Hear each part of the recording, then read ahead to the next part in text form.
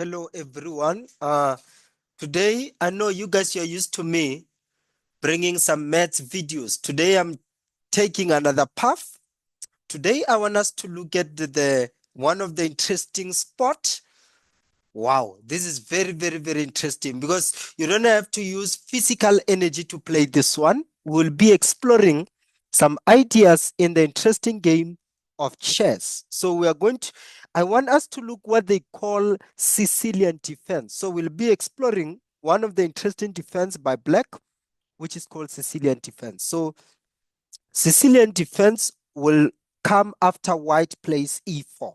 So white plays e4, and this is now you know when someone plays e4, you know that we're going to have some tactical and interesting variations in this position. So white plays e4. The idea of e4 is to bring out the bishop and also the queen. Okay, so it helps in the issue of development. It's going to be easy to develop the bishop at f1 and the queen at t1. Another interesting thing about the move e4 is that it takes part in controlling the center.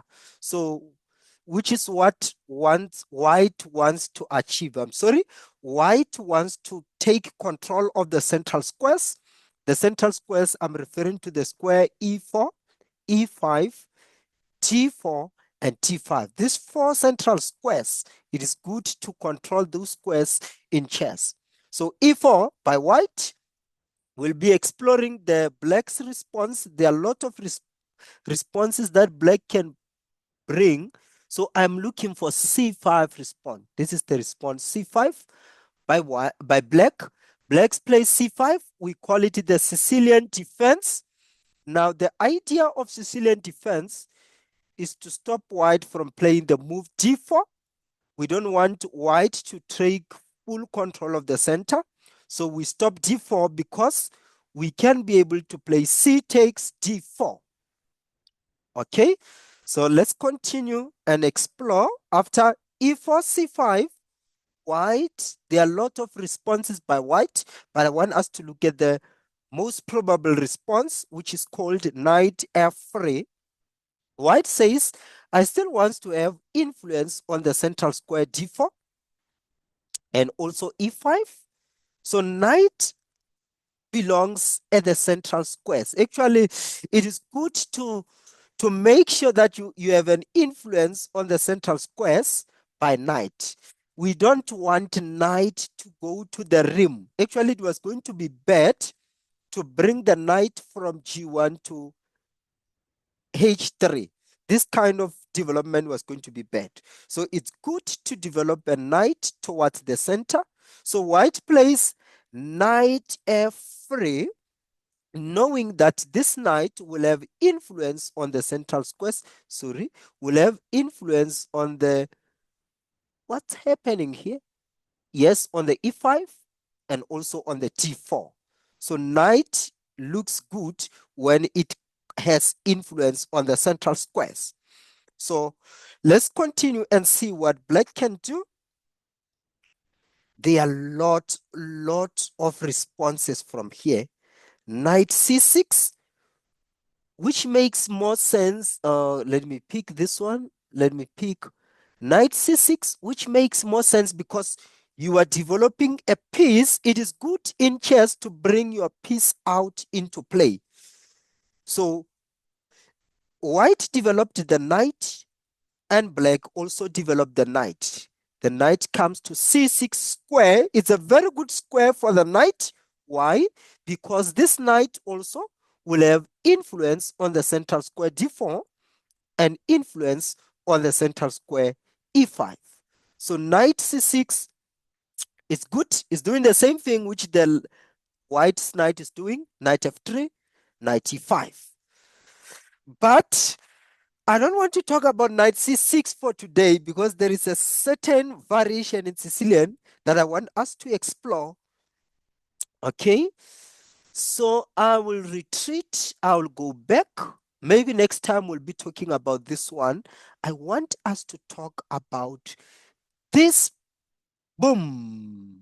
I want us to talk about this half of Sicilian, where black plays E7.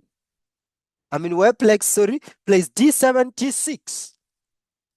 Why D7, T6? Why D7, D6? The main point of D6, let's read together. The main point of D6 is to stop E5 from coming in the event. So if I play D6, white will not be able to play E5. So they say the idea there is to stop E5 from coming in the event that black plays knight F6. So black intend to play the knight from G to this square F6. So if I intend to play knight F6, it will be good. Let me say this. Okay, if I want to play knight F6 as black, what's happening? If I play knight F6 as black, it will be good that white does not have the move E5. So I'm preparing knight F6. I'm preparing to put the knight there at F6 by playing the move D6, which will stop white from playing E5, because when white plays E5, I'll be able to play D takes E5. So the move D6 is actually a preparatory move. It is not a good idea in the opening to play pawns, too much pawns. No. You want to bring your pieces into the game. So we wish to bring our pieces into game. So the main idea is to play knight F6, but the problem is that if we play knight F6 without D6, let me go back a bit. If I play knight F6 without the move D6, white will be able to play E5. So I need that D6 move to discouraging white from playing E5. So, okay, let's continue. So we have got D6 here. What happened? Sorry. Yes, we have the move D6 by black. And then how does white continue after the move D6 by black? White, I will go with this one, D4. White plays the move D4. What is the main aim of playing the move D4? D4 has got a lot of advantages. White is ready to bring the bishop out. If you can check, the bishops are ready to go out, which is a very good thing, because I said in the openings, we want to bring our pieces into the game. So we are ready to bring the light square bishop from F1, and then we are ready to bring the dark square bishop from C1. So it's interesting idea to prepare for development. We want to develop our pieces. In opening, we want to develop our pieces. So D4, it's good. Putting the pawn at the central square. D4. Okay, so let's continue. Let's see what will black do after the move D4, but it's very important also to hear what expert says. White follows through and open the center with D4, entering the open Sicilian. So when you play the move D4, you are entering into what we call open Sicilian. White maximally control the center temporarily. So yes, they are saying if you have got the pawn at E4 and the pawn at D4, these two pawns, they are controlling the center. They've got a lot of influence over the central square. How so? We know that this pawn influences the D5 square. This pawn influences the E5 square. That is why we will see black right away playing C takes D4. Black wants to remove that pawn at the center. So let's see how we continue here. Yes, black plays C takes D4. So black played C takes D4, took the pawn. Most probably, white will play knight takes D4, placing a knight in a very good square, central square. So let's hear what they say. the only good response from black, or they are saying c takes d4. When black takes that pawn from the central square, they are saying it's a very good response. The main point of 1c5 was to prevent white getting two uncontested pawn in the center. Yes.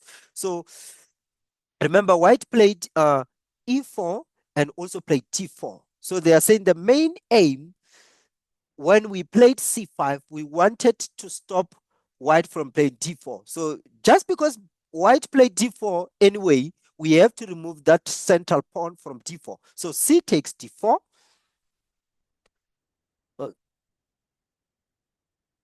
Okay, the Sicilian is a counter-attacking game. So black is counter-attacking in this case. We will see a lot of counter-attacking variations. So if you are playing maybe for, let's say you want to play for a win with black, Sicilian can be a very good idea because you will bring some counter-attacks.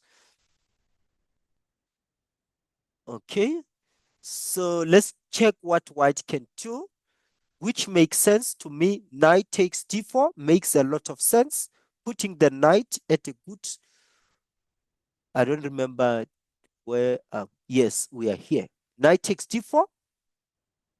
This is the main reply by white. Now white has a tangible lead in development. Remember, white has developed a piece and black has not yet developed a piece. You can look at all the pieces of black, all the black's pieces still seated there. So we say white lead in development because white has already brought a piece and he has placed it at a very good square, central square.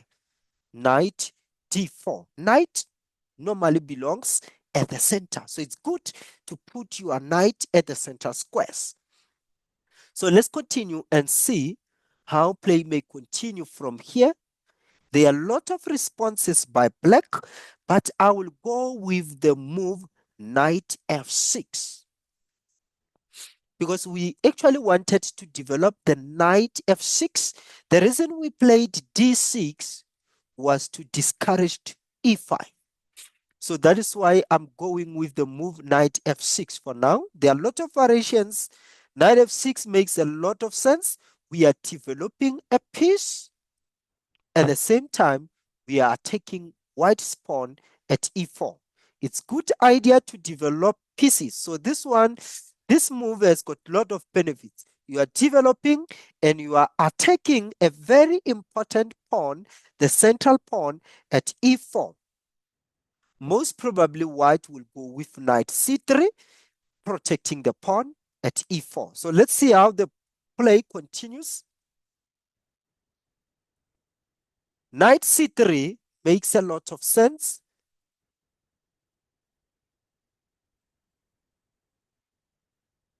Okay. Knight c3 makes a lot of sense, protecting the pawn at e4 and also developing the piece. So I like what white is doing here. White has developed the two knights. White has developed two pieces against black one piece. So black should consider developing pieces because white has already developed two and black has developed one. In chess, it's a good thing to bring your pieces into the game. Remember, we are preparing for a battlefield. So it's very important to bring our pieces into play. So I will go with this variation of the Sicilian defense because it's making a lot of sense. Black also developed the pieces. Remember, I said white developed two. White developed two knights, so black also has developed two knights. It's a good idea to bring the knight to c6. Okay, black's move d6 protect the recently developed knight from being attacked. A pawn move is thus in order since both knights are developed to good squares, and the bishop now has the option, but not the obligation to develop to a good square once white makes their intentions known. Okay. Okay. Okay. White has developed two knights. Black has developed two knights. So we have to continue in developing our pieces. We have to bring our pieces into play. So let's check what white does after the knight to c6. Okay, good idea by white. I will go. Actually, I see white is developing a bishop here. So there are two. Okay, I see this bishop. There is a bishop to e3, developing the bishop from c1 to e3. So now white will have three pieces developed. 1, 2, 3. Or maybe if you look at this other one, white might take bishop to g5, which is also developing, but this one is developing and also attacking. We are taking the knight at f6. I don't like knight takes c6 because we are still in a developing mood. So I intend to develop my pieces. Bishop c4 makes sense. Developing the light square bishop, this might be making a lot of sense because we are developing the light square bishop and we also want to castle. So let me go with this one. They say it's a Sicilian defense classical variation, so Zin attack. Why did I prefer to this bishop c4? Okay, good thing, white developed the bishop and is also ready to put the king safe. Maybe that's why I preferred bishop c4. It's a good idea to develop the piece and put our king into safety. So the white king will remove from the center and go to the right-hand side. We will see the king moving from the central square from E to G. So bishop c4, I like it. I like bishop c4. After bishop c4, black might continue with the move e6. Oh, but we said it's very, very important to develop in opening. We have to bring our pieces into play. The move e6, yes, prepares to develop the bishop from f8 to e7 with the idea of later putting the king into safety. So the move e6 is very good because it allows, we are going to put the bishop at e7, exactly where the pawn was. Remember, this pawn comes from this square, e7. So we are saying at that square, the bishop will be seated there. So e6 is good. It gives the square for the bishop from f8 to e7. Another thing, it limits the scope of the light square bishop from attacking the f7 pawn. The weak pawn in black's camp is this pawn at f7. So bishop c4 was attacking the f7 square. So the e6 moves stop the scope of the bishop at c4. So you can no longer attack the f7 square so easy. So e6 is a very good move. We love the move e6. So how can white continue? Castling makes sense. White placed his king safe. The king was here at e1. So white castled, put the king safe. I'm hoping that you know what do we mean when we say castling. If you don't know what I mean here, castling, please check. You can say on YouTube, you can say castling. They will show what do we mean when we say castling. But now, white castles and put the king safe at g1. So I won't be surprised if black continues with the move bishop e7 because he also wants to castle on the king side. Yes, bishop e7. Black plays bishop e7, bishop from f8. This bishop was here, now went here. What can white do? White needs to continue developing the minor pieces. Now white developed 1, 2, 3. Maybe he has to consider bringing this guy into the game. Maybe he has to consider bringing the bishop at c1 into the game. So yep, we have got two options. There are a lot of options actually. Did I say two? That's wrong. So we have bishop coming here.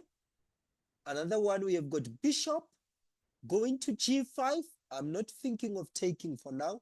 I want to bring the pieces into the game. So I will exclude knight takes e6. So bishop e3, we can develop the bishop to e3. We can bring the bishop to g5. So I love this one of development of a bishop. Let us bring the bishop to g5. Maybe because in the future, we would like to bring some tactical ideas. So this is a threat. Sorry. There is a threat of bishop takes g5 later.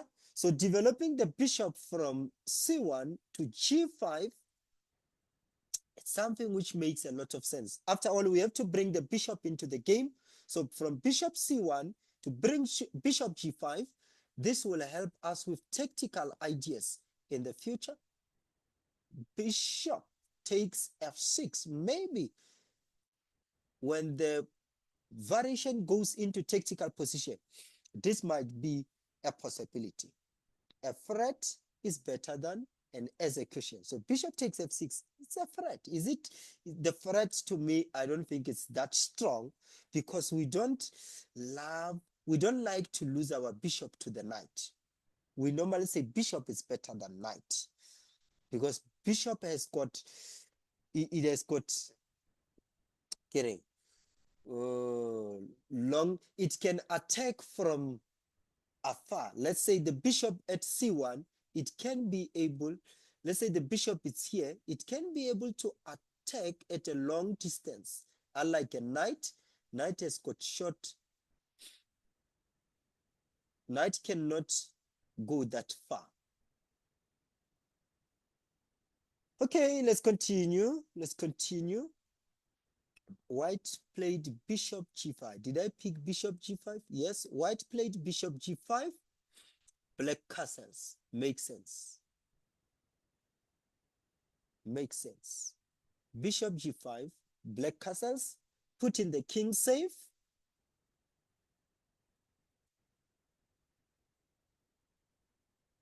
And then what can I do here? So actually, for now, I have developed as white. I have developed all the minor pieces. I've developed all the minor pieces. What maybe I might consider is to bring the rooks now into play. It's good idea maybe to put the rook on the E file and T file. So maybe in this position, I might consider moving a queen, or maybe just move the rook from F to, sorry, maybe just move the rook from F to E, so that the rook in the long run, in the future, might have influence over this. Yes, influence over the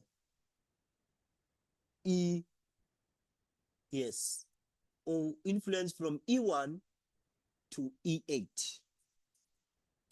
Okay, so let's check possible moves. Knight takes, I will go with this one, rook E1, because white is bringing the rook into the central play. So what can black do here?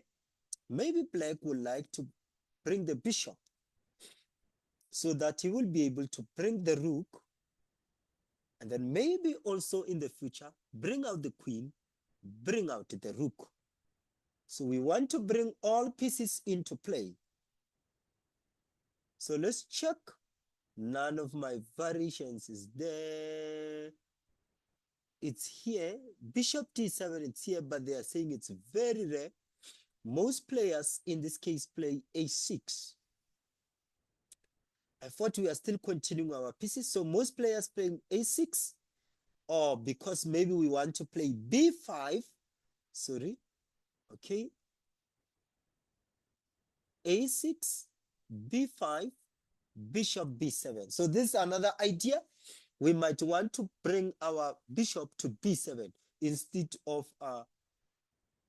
d7. Instead of bishop d7, we will prefer bishop b7. Okay, sorry. We will prefer bishop b7. So in order for us to put the bishop at b7, we need to move this pawn to b5. But if we move the pawn to b5 right away, if we just play b5, white will be able to capture in so many different ways. Oh, what's happening? So now we have to prepare it. Sure, we have to play a6 so that we'll be able to play b5 and then bishop b7. Okay. So guys, I will just stop here. Actually, this video is just for someone who is starting playing chess. If you consider start playing chess and then you don't know how to open, you can go for Sicilian defense. You focus on bringing your pieces into play. You develop your pieces. Yeah. So let's see how it goes. Thank you so much. I'm going to stop this meeting. I just wanted to share my small ideas in this beautiful game of chess, especially if you just started playing. So thank you guys. Thank you guys. I'm going to stop the meeting.